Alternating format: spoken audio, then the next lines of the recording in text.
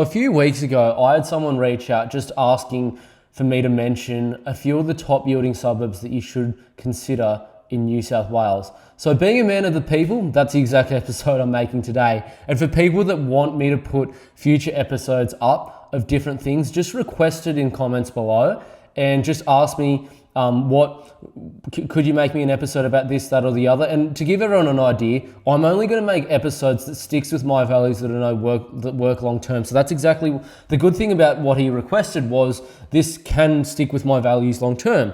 So today's episode is going to be exactly on that. And what I'm going to discuss today is a couple of things. First of all, what is yield? Second of all, the inverse relationship between capital growth and yield. And people really need to watch this because it's what everyone gets wrong, including 99.9% of buyers agents as well. And then finally, the top yielding suburbs in Australia worth considering. Let's get into it. So look, what yield really is yield is just simply the percentage return on your asset value per annum. So it's the amount of rent you get basically divided by your asset value. That's the simplest way to describe yield.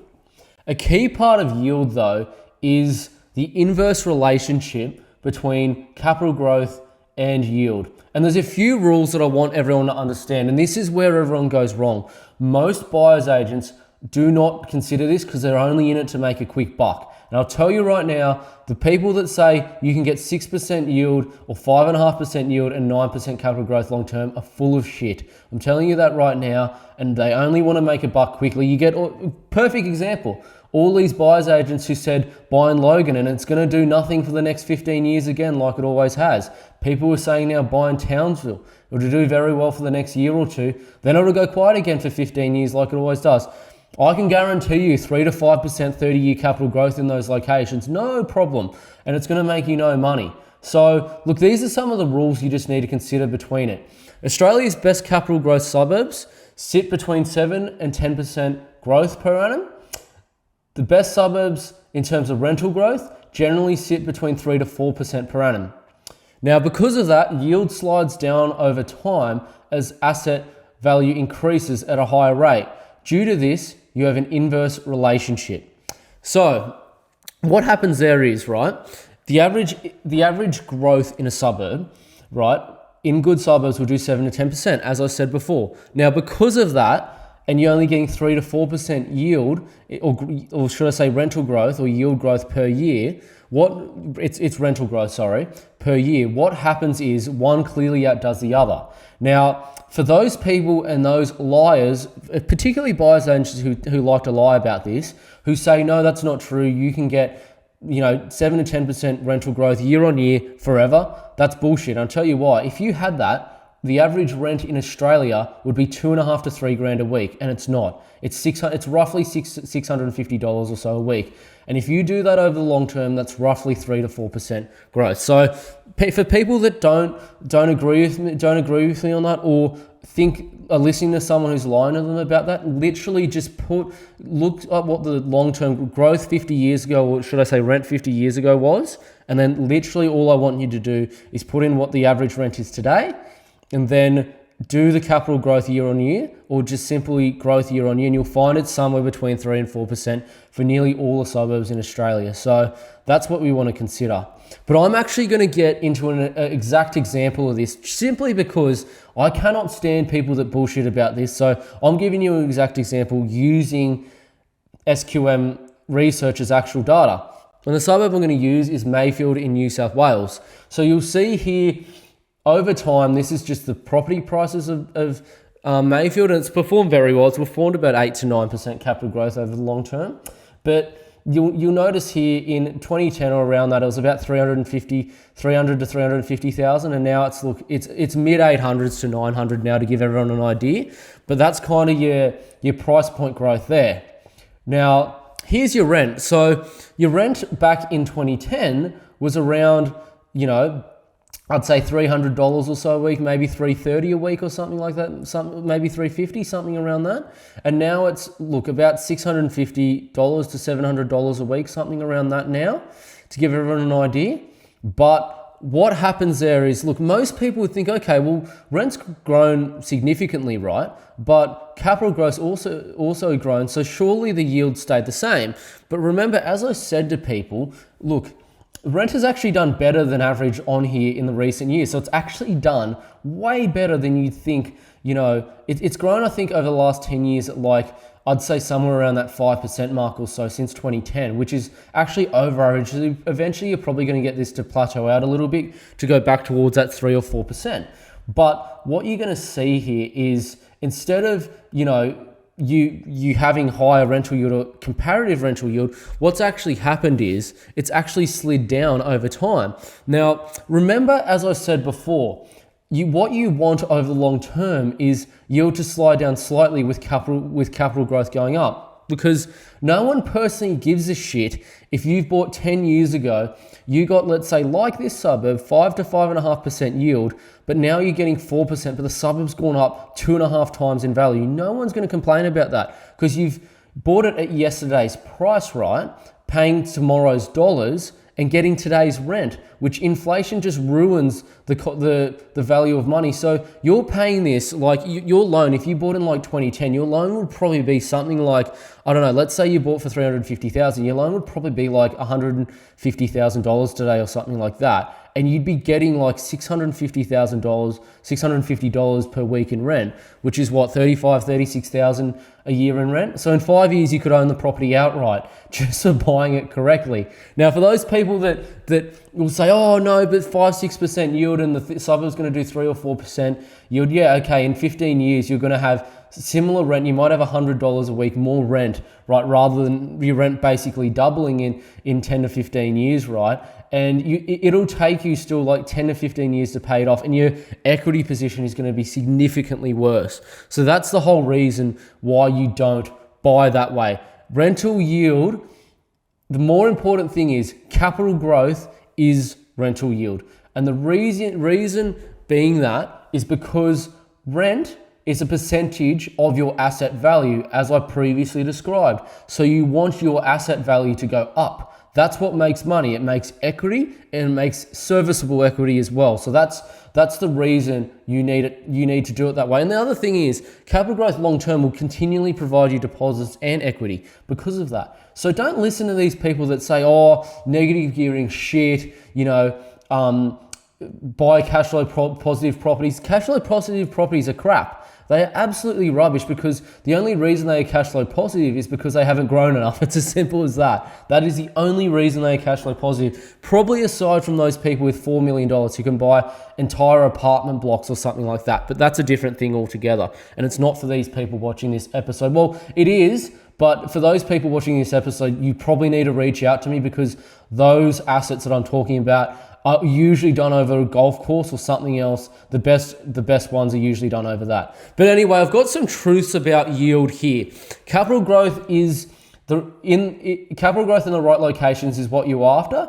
This is because yield is a percentage of asset value, hence you want the asset value to increase. Asset growth in most cases forces up rents. Yesterday's dollars are worth less than today's dollars. In doing so, you can create both a capital portfolio which funds future deposits and a cash flow portfolio with rental appreciation. And the biggest thing here and the biggest truth about this is you also maintain the ability to continue purchasing in Australia's best suburbs. If you purchase in these cash flow suburbs that are absolute garbage, all that's going to happen over time is they'll do 3 to 5% capital growth, whereas the best suburbs do 7 to 10%. And over time, you are simply pricing yourself further and further out of these suburbs. And for those that don't believe me, I had an uncle who used to live in Sydney. He sold his house in 2011 due to a divorce, unfortunately.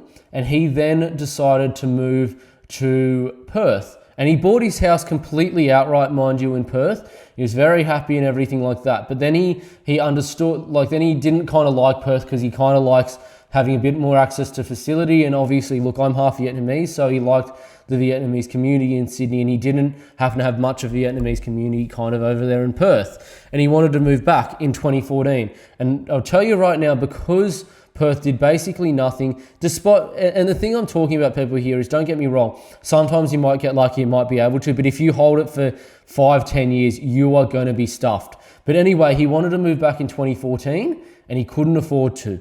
So that is a perfect example. And that's someone who actually had mass equity, bought outright and everything, who sold a good asset, bought a poor one.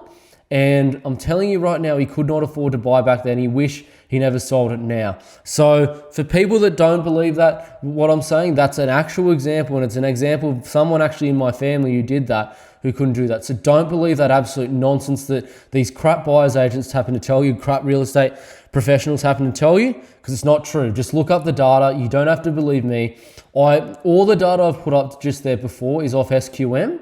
So it's publicly available and you can look it up for people that don't want to listen to me. I always want to show people public data simply so they know what I'm saying and they can see it for themselves, so they know I'm not lying in one sense, and they can see the bullcrap that is out there. So that's something that I think everyone just needs to recognize as well. Let's get into everyone's favorite section, and that's the best suburbs of a decent yield worth considering. So everyone, please, if you see me in public, just shout me a beer or shout me lunch, because everyone should give me that if you're watching this. But anyway, look, I'm going to start with a bracket from 500,000 to 750,000. And the first suburb I'm going to mention is one of my favourite suburbs to buy in that kind of price bracket, and that is East Geelong, in Geelong. So look, East Geelong, I mean, you have probably one of the best pockets of all of Geelong, and in that being, it is right next to the Geelong Town Centre. It's got great parks and facilities, great schools. It's right next to the Botanic Gardens, and I mean, you can walk or bike ride into literally the town centre, the local stadium at South Geelong, and it's next to all the jobs of Geelong as well, so really good for that. But one of the biggest things in East Geelong is the strong serviceability there. So look, your median weekly household income there is $1,782. Your median monthly mortgage repayments is $1,827. So for people that know basically a lot of the metrics that a lot of data people use, one thing that people say is no more than 30% of income should be spent on your mortgage repayments. And look, it's slightly over 4 months every month is aside from February, unless you're in a leap year. So this is literally like 25% or less, literally, in terms of your mortgage, should I say, expenditure towards the average household income. And not only that too, but in East Geelong, it's quite a tightly held suburb and an old suburb. So that household income is probably higher for people with mortgages, because a lot of people there actually own their houses outright. So definitely something to consider. And you're getting a yield of, 3.5% to 4% in East Geelong, which is just incredible for a suburb that has done like 9% long term. So definitely one suburb to consider. Look, you're picking them up for, 700 to 750,000 as well. So sometimes 650,000, but you'd be lucky to get that. Look, another suburb is actually in a metropolitan market, which I find incredible, and that suburb is Braybrook in Melbourne's inner west. So look, something about Braybrook is it's actually in the top 50 suburbs of Australia in terms of capital growth over the last 30 years. It's done nearly 10% growth over the last 30 years. And look, Braybrook was previously called the Bronx of Melbourne because it had a lot of public housing. In 2006 alone, about 62% of the entire rental population of the suburb was in public housing. That number is less than 20% today, and it's being sold off even more, to give you an idea. So look, Braybrook really is kind of like the home of the Centre West, I'd say, that and Sunshine. But look, Braybrook is only about 10 k's away from the CBD, 9 to 10 k's depending on where you are in the suburb. But to give you an idea, in the east, it's the equivalent distance from the CBD as somewhere like Deep Dean or somewhere like Camberwell. So that's how close it is to the CBD. And those suburbs, are like $2.5 million, $3 million, okay? So look, Braybrook has the Centre West Plaza there. It is still developing, mind you, but it's improved a lot in recent years. But not only that, the suburb's actually already gone through rejuvenation. So if you drive through the previous industrial estates, almost all of that now is just townhouses that are already owned and sold off. A lot of new builds there that some even sell for $1.5 million, which is crazy now. And it's going through a thing called gentrification now. So it's actually a part of the government's regeneration project. So the whole suburb is going to improve in fascia and everything like that as well. But also the median income in Braybrook has also nearly tripled over the last 15 years, which is crazy. And it's only going to increase from now. I'm telling you that right now. So look, you're still picking it up for, 750,000 or so. So look, that's not, in 10 years, that's going to be probably somewhere near the double the price, maybe more, depending on how the market performs. But long term, it's probably your best suburb. In my opinion, best suburb under $750,000 to buy in the whole country. And you're getting 3.8 to 4% yield. So I don't know a single other country suburb in that will perform at those kind of numbers, that you'll get those kind of numbers. So that's something for everyone to consider. Let's go to 750,000 to $1 million. A suburb I've mentioned plenty of times before, so sorry for people that don't like me doing that. But, as I said, I stick to my fundamentals and I stick to where it works. It's as simple as that. So that suburb is Mayfield in Newcastle. Look, Mayfield's about $850,000 to $880,000 at the moment, but it's really becoming kind of like your second sort of town centre of Newcastle. Now, this is a photo just from about, I'd say 10 or so years ago. It looks very different to this today, but this is the sort of town centre where Maitland Road and kind of Hanbury and Vine Street intersect. So look, you'll notice just here that Mayfield has an exceptional walk score around the town centre. Now, you've got the new Coles going in there. It's actually already open. You've got all these new cafes and restaurants that are down there. You've got even facilities like physiotherapists and that kind of thing you get down there too. It's close to John Hunter and Calvary Mater Hospital. Actually, to the left of this image, you can see just kind of Mayton, Newcastle. That's Calvary Mater there. It's close to the University Precinct 2. It has stations and buses straight in the CBD. They only take, I think, to Newcastle interchange about 7 or 8 minutes or so. It's very close. So it's a very good suburb to consider. And you're getting like 4% flat yield in Mayfield. And the suburb's done like 8 to 10% capital growth long term. So for those people that are kind of anti-Victoria at the moment, it's a great suburb to consider. I see properties all the time here that are excellent buys. And a lot of young families are buying here and doing these sort of houses up. So you'll see that just driving around the suburb. So it's just incredible, especially for under $1 million and even under 900K. So Mayfield's definitely a suburb to consider. Look, another suburb I'd like everyone to consider is a suburb called Killarney Vale. And yes, I've mentioned this before, but this suburb is exceptional to buy in, simply because it occupies a very good pocket of the Central Coast. And again, it's gentrified a lot. Similar to Braybrook, it actually had about 60% public housing in the early 2000s. Now it has, I think it's something like 7, so it's nearly entirely been sold off. And it occupies a pocket right between Wyong and Tuggerah and between kind of there sort of and Terrigal, and also your lifestyle pocket of should I say, the entrance. So look, a thing about suburbs that generally do well is wherever the industry is in the city or developing industry, line up that and the water, and generally the suburbs right in between the best lifestyle area and also the best sort of or the employment area. Generally they're the most expensive. So good example, Point Piper, Bellevue Hill in Sydney, right between Bondi, right between the CBD. Another good example, somewhere like Dalkeith or somewhere like Claremont in Perth, right between Cottesloe and City Beach, right between the CBD. Another example, Elwood, Chirac, Albert Park, right between the CBD, right between Brighton Beach. There's your example. So Killarney Vale's got that. And I'm telling you right now, the demographics are improved incredibly recently because of what's happened in the suburbs. So it's starting to gentrify quite significantly. So you'll see median weekly household income in 2006, $735, $1,404 median monthly mortgage repayment. Then now, $1,524 median weekly household income, $1,907 median monthly mortgage repayment. So well affordable for people that live there. And that ratio is improving incredibly. And that ratio will show you just how much the suburb has and is gentrifying at the moment. So definitely one to consider. Look, we're getting to ones that are $1 million and above, and it is difficult to give you ones that yield at a high rate that are $1 million and above that I think are best worth buying, simply because a lot of the ones that are above $1 million generally yield below 3%. But a suburb that actually yields nearly 4% at that range is also in Newcastle, and that suburb happens to be Tyres Hill. Look, Tyres Hill is one of my favourite suburbs of Newcastle. It's so tightly held, and your median household income is just insane. Like, I'm telling you, it is like literally Sydney, like inner west, or even Brisbane inner north, Melbourne inner east income levels in Newcastle. Tyres Hill is like at a flat $1 million at the moment, so it's insane.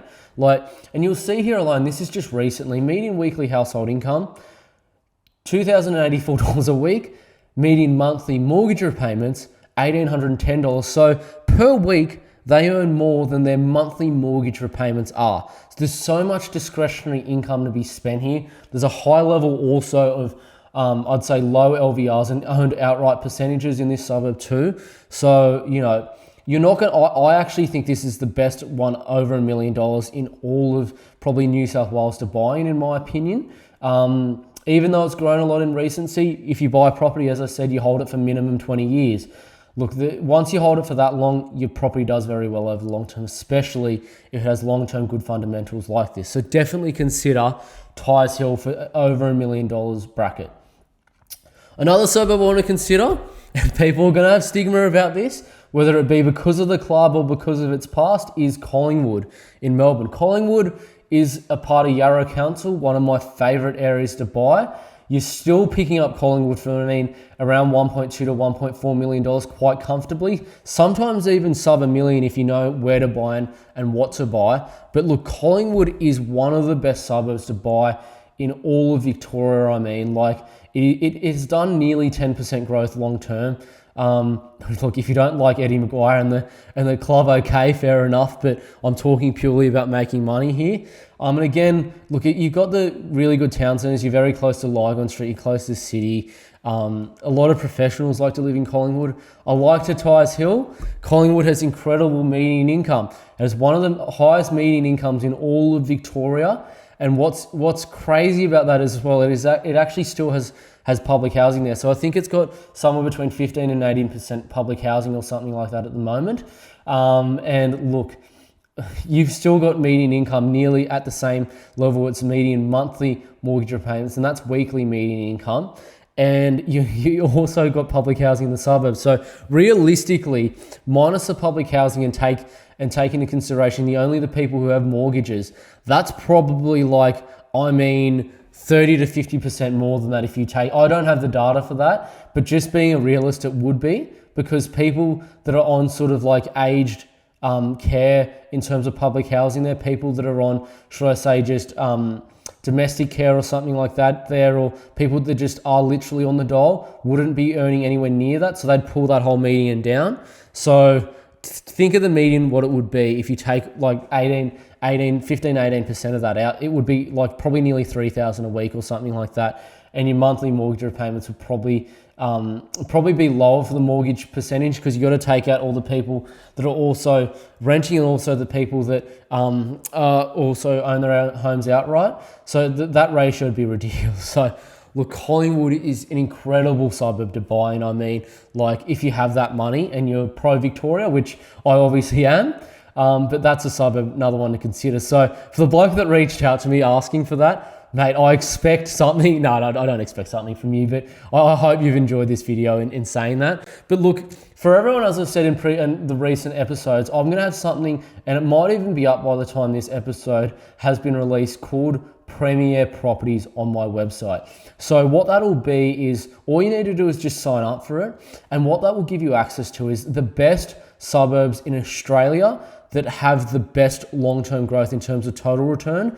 I've mentioned previously, most buyers agents struggle to get a total return. So that is long-term 30-year capital growth plus gross rental yield, immediate gross rental yield of minimum 13%. That's what I aim for. Most buyers agents get somewhere between 9.5 and probably 11%. So all the properties I'll put up there will have minimum 13% total return, and that's long-term capital growth, not your, hey, I did 20% in 2 years capital growth, because Those suburbs, like for example, that they say Woodridge, Townsville, and all these other garbage suburbs, don't get me wrong, yeah, they do that over 1 year, but the next 15, they do an average of 3 to 5% capital growth. So who gives a crap about that, right? But on Premier Properties on my website, it's going to have access to these kind of properties. And if you are interested, you can obviously click on it and reach out to me and we can do something in regard to that. So just stick around for that. Just go to www.compoundinvest.com.au. And if it is up, you will see on the homepage, just scroll around, you'll see access to Premier Properties. Once you sign up to that, you will have access to that. So that's something that I think everyone should consider who's genuinely serious about buying. I'm telling you right now, I have properties all the time that are presented to me pre-market, off-market. Some are on market, don't get me wrong, and sometimes even vendors I'll meet at open homes and they'll just say, hey, do you have a buyer, for example, for something like this? And they want a very good, reasonable price for it. And I mean, you'd pay hundreds of grands more if you took it to market. So just consider that too. So for everyone, just please, in the coming weeks or even now, just have a look at my website and sign up for that if you have the if you have the means to buy, because it is very worthwhile doing. Or even if you know someone who is looking to buy, because you're going to give them access to the best properties in Australia. So stick around for that. But please subscribe to this channel, and look, for everyone that hasn't, like, in future episodes, just stick around. Like, I've got so much good stuff coming out, and I really thank you for watching this episode.